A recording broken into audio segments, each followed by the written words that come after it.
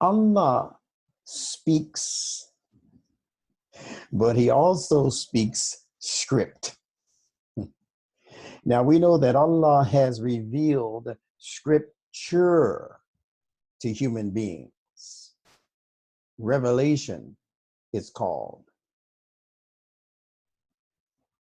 That is Allah speaking script to human beings, to the human intellect, to the mature intellect.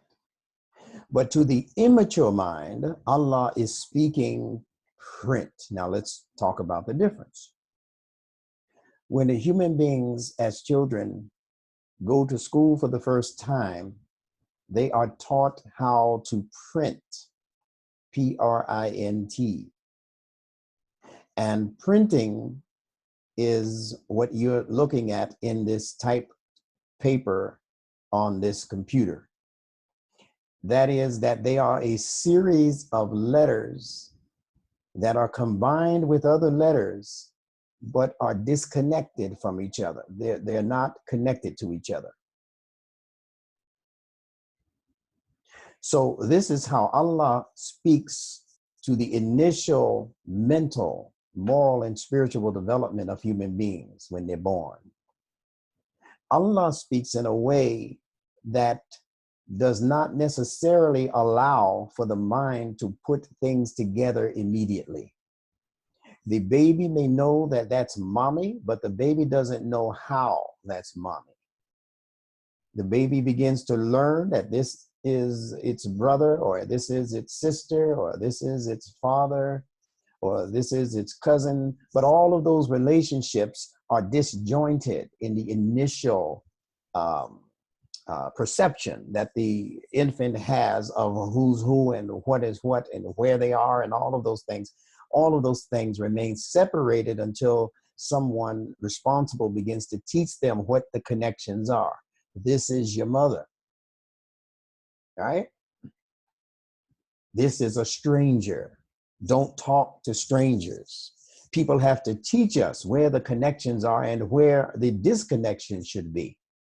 So our mind, in that sense, learns print before we begin to institute those things necessary to show the child how to make the connections and what things you should connect to. And we know that the Arabic language especially is very good for connecting some letters to each other. Depending even on what side of the letter you're on is going to determine whether or not you can make a smooth connection. And then in some cases, there are going to be some letters that you do not connect to. All of that is a part of human psychology, which is another reason why Allah chose the language of Arabiya to express his final revelation. Everything in the Quran, including the Arabic script that is delivered in, represents Allah's signature to the human intellect. And there are multitudes of ayat or signs, instructing signs for the human mind to feed from.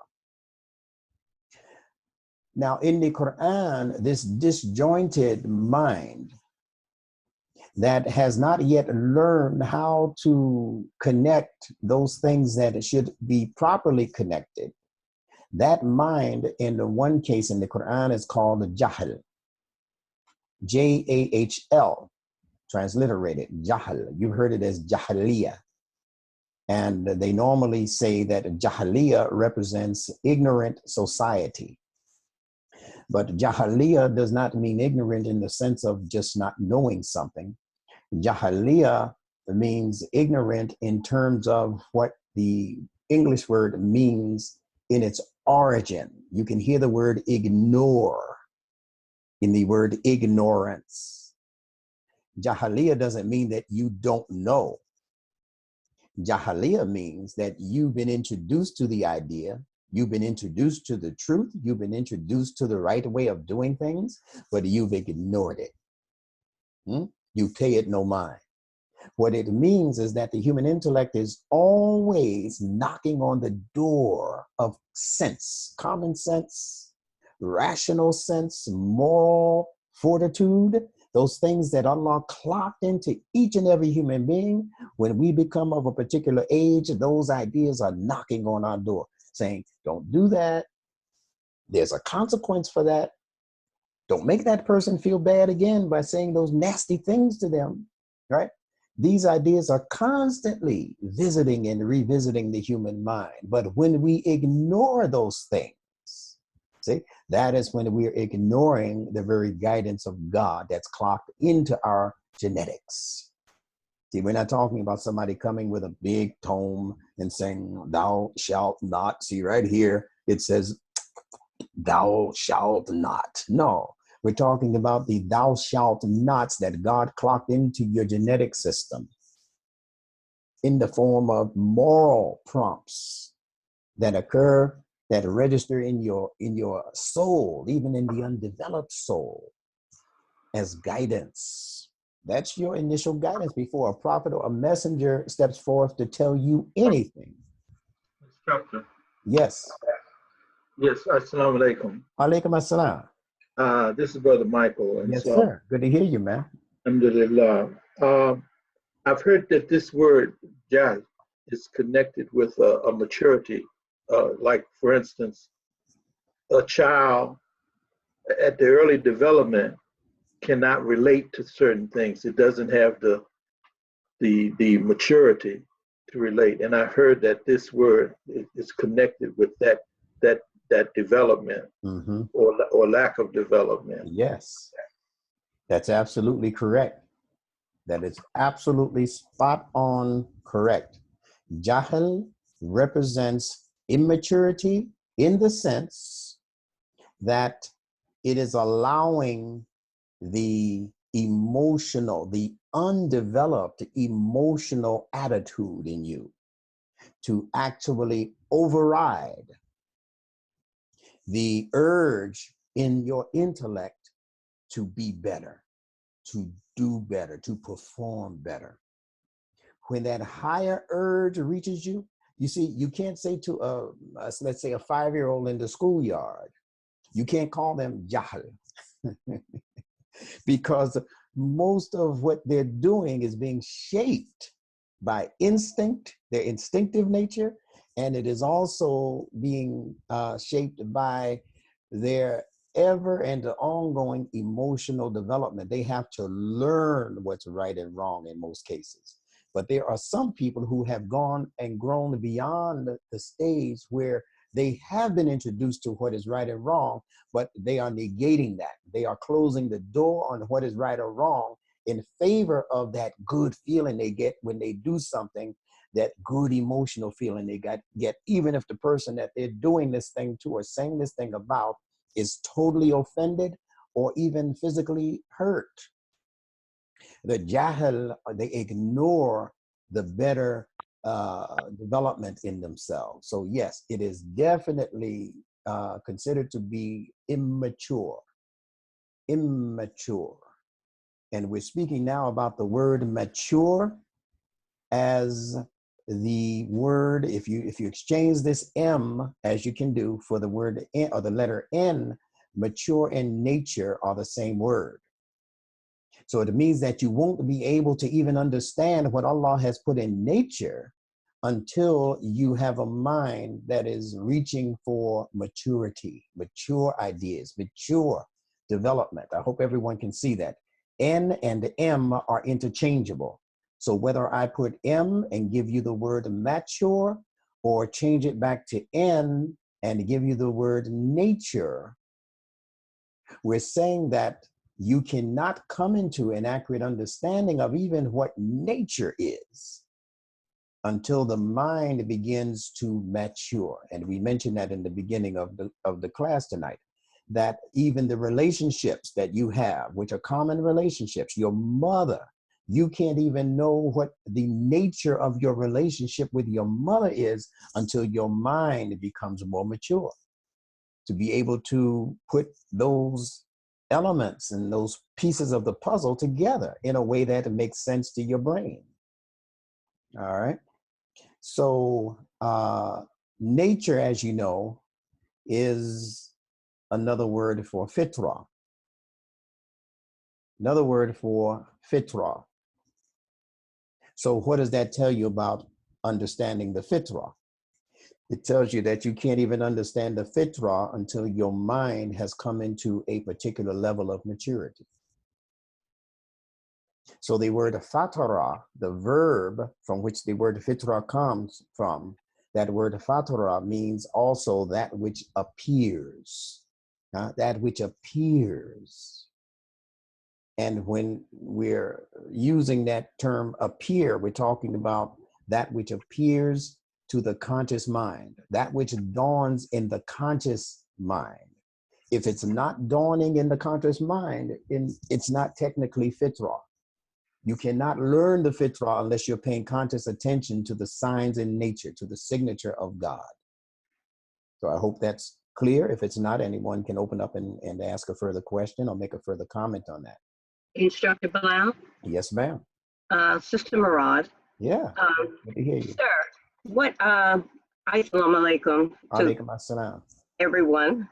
That brought me back to the reason that Jabril, does it actually say that he squeezed Prophet Muhammad 3 times? The reasoning I'm looking at is because he had to remind him that he was mature enough to understand. And going back to Prophet Muhammad, peace be upon him, his history, he kept himself separate from the common people. And when he would go up into the mountains and meditate, because he did not look at things in the same manner that they did. So he knew, like by him being there, even though he did not know exactly, he was maturing his mind. Yeah. So that it seems like Jabril, that's saying to us that he was, pressuring him. Listen, you know this. Your mind has matured to this point. This is, in a sense, why you are being chosen. That's a beautiful connection. Thank you for that. Alhamdulillah. And I would say that that's a very good surmise on your part. I would connect it as I normally do when I hear things given in threes. I would connect it with the 3 levels or the 3 stages of the brain's development, which we'll be going into momentarily. Yeah. That the human being, each and every one of us as individual human beings, are squeezed on 3 different levels. We're squeezed on the level of our instinctive drives as infants when we first get here. We're squeezed again on the level of our emotional tendencies. We're squeezed lastly in the department of our human intellect, where we have to make certain kinds of decisions that may have to override both our emotionality and our instincts. And it's in that 3rd squeezing. And I believe you're really onto something, and you should begin to write an Islamic paper on what I'm telling you right now, on actually what you brought before our attention. That those 3 squeezings, and we don't have to say this is what that means. We don't know. Right. Just talking and guessing a lot in some cases, but it's a great analogy. Isn't that a wonderful thing to tell our children in the Muslim schools who are learning about these 3 pressings? And when we begin to connect the word press with the other words that have press within them, like impressed, all right? Yes, sir. And expressed. And then when we understand that Allah said he created us from something impressionable called clay, wet clay. And then when that clay dries, we can hit it and it will express a sound. Right, it So does. these same ideas are built directly into what you're describing. And I'm just putting the connection of the triune brain to it just to give it its finishing touches. So we're gonna talk about that later. So stay alert to that note that you brought us, because we're going to blend that note into a few other notes, and we're going to make some nice music tonight, inshallah. I'm going to want to hear more from. Just jot down whatever your points might be, and we're going to go full force in a moment. As I told you in the email, we're going to be taking it up a notch tonight. So keep your kufis and your khimars on tight, so to speak. So we were talking about print. See, what I'm really introducing to all of you people in a very wonderful way is a new psychology for a new America. That's my phrase for all of this. It's a new psychology for a new America. And once it becomes established in America, it will automatically be established around the world. So I'm showing you how to take what Sigmund the Fraud and the rest of those folks guessed at, and I'm putting Fitrah touches on them so that we can present them in a language that makes sense to the common person among us. You don't have to be an intellectual. And we're going to be developing a new curriculum for America's children and hence the world's children by introducing them to words that their brains are already familiar with. And then for the Muslim population or those interested in further studying the Quran, we're going to have the Qur'anic connections also. That's what the Fitrah does. It connects us to all worlds. Rabbil Alameen. That Allah is the Rabb, or the guardian evolver of all systems of knowledge. This language is designed to tap us into all of those various systems of knowledge.